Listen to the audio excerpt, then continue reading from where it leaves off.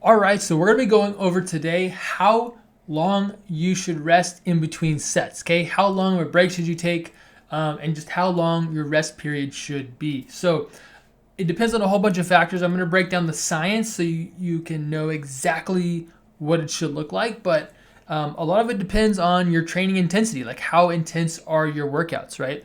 And your training age. So how long have you been working out for? So how conditioned is your body?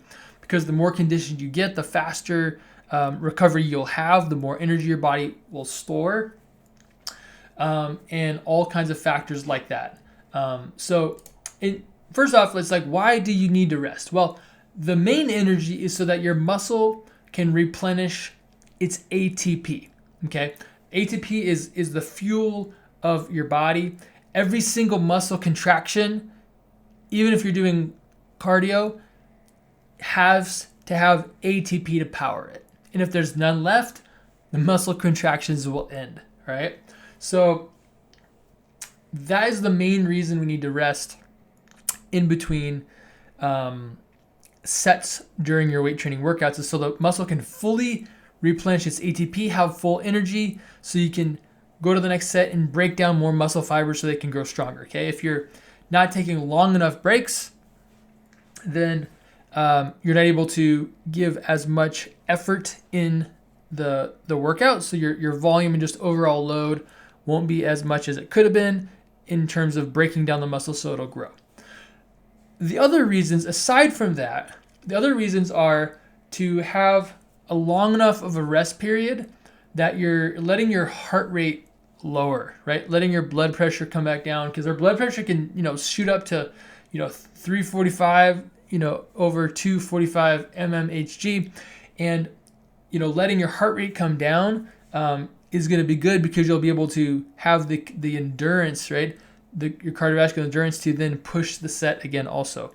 All of that being said, one of the most important reasons that I encourage longer break periods is because having a quality set with good form and good technique trumps everything, okay? So not just for having, building more muscle, but for the sake of focusing on what you're doing so that you don't get injured. So you're really keeping your core tight, yes, going slow during your sets. So just having a higher quality set is one of the main reasons, okay? So that's why you need to take a rest period. Now let's break down the science of energy, okay? So this is where ATP comes from. So you need this energy so that you can function at your highest level. So it starts with your body has ATP stored inside its body. Now, this is going to run out quickly because there's only about 100 grams of ATP stored in the body, and it only lasts for about 2 to 3 seconds, okay? Then your phosphagen system kicks in, and that'll last for about 10 seconds, okay? So this system replenishes ATP by converting creatine phosphate stored in the muscle into ATP with an enzyme called kinesis, okay? So this system is really recovering by letting your body restore its creatine, and then you're converting that into ATP, okay? Supplements might help delay this fatigue, like, creatine, but I don't really think it makes that big of a difference.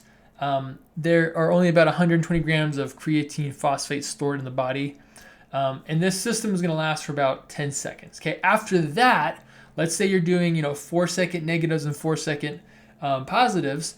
So your set's almost like 10 seconds, and you're doing, let's say, 8. So that's 80 to 90 seconds, right? Like, what's fueling this energy? The third thing that kicks in, or second thing, is the glycogen lactic acid system starts producing ATP using stored glycogen in the muscle, okay? This lasts for about another 90 seconds, okay? So inevitably, when you're doing weight training, if you're doing things properly and slow enough, you're going to be using this glycogen system all the time. So the phosphagen system and the glycogen system are going to be powering your energy throughout the workout, okay? Your body only has about 500 grams of glycogen stored in the muscle, around 400 in the body, 400 in the muscle, and about 100 in your liver, okay? And this is important because your body actually will reduce and increase glycogen storages in the body the more that you're depleting them and replenishing them, okay? So by by working out and replenishing your stored glycogen in the muscle, then eating carbs and replenishing them, your body will then start to be more efficient and store more carbs in your body, more energy, right? It's pretty important because if you have, let's say your body doesn't have a lot of energy storages in the body, any excess macronutrient, carbs, fats, proteins that you eat are going to go straight to fat. It's going to get stored as fat. So you want to have a high storage of glycogen in your muscle, and you can only get that by training the muscle, okay? Because then it's getting used to, it's a bigger muscle. It's going to store more glycogen, right? And lastly, we're not going to get in deep into it, but it's the aerobic respiration system. We're not going to go deep into that. So basically, if you're looking at this PowerPoint, you'll see kind of the charts as far as how long the energy lasts for and the system that kicks in. All of this is going to create ATP. And this is important because now you're able to see and know that the phosphagen and glycolysis system produce, in the aerobic system, produce ATP, but only the first two produce it at a high rate of production that allows you to have powerful muscle contractions, okay? The aerobic system kicks in, it's just for long sustained energy in the muscle, right? But not strong, not strength, and not breaking down muscles. But the aerobic system can last for longer, okay? And the system of which, how it delivers its energy comes from different areas. All right, so with that being said, how long should you rest between sets? Well, those systems take about 3 to 6 minutes to fully repair in the phosphagen system, and the glycogen system. Once you deplete your glycogen in the body, can actually take up to 48 hours to repair. Okay, so in general, after about 2 minutes, your pretty much ATP is almost all the way replenished. Okay, now technically it can take longer, 3 minutes.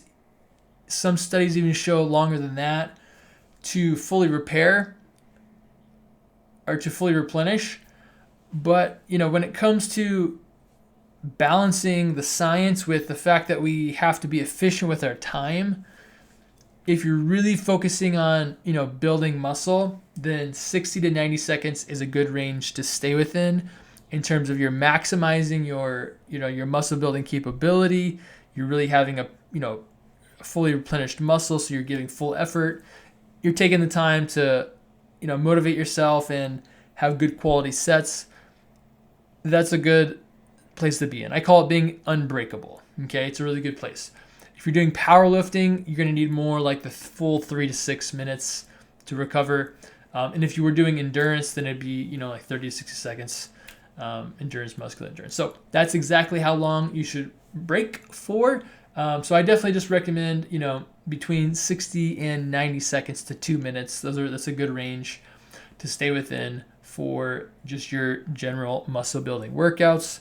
And if your goal is to be like the strongest human on earth for some reason, then you might need longer break, like 3 to 6 minutes. Okay. It also depends on your intensity. So the more intense your workouts are, the more you're going to need to go to that higher range of rest period. Okay.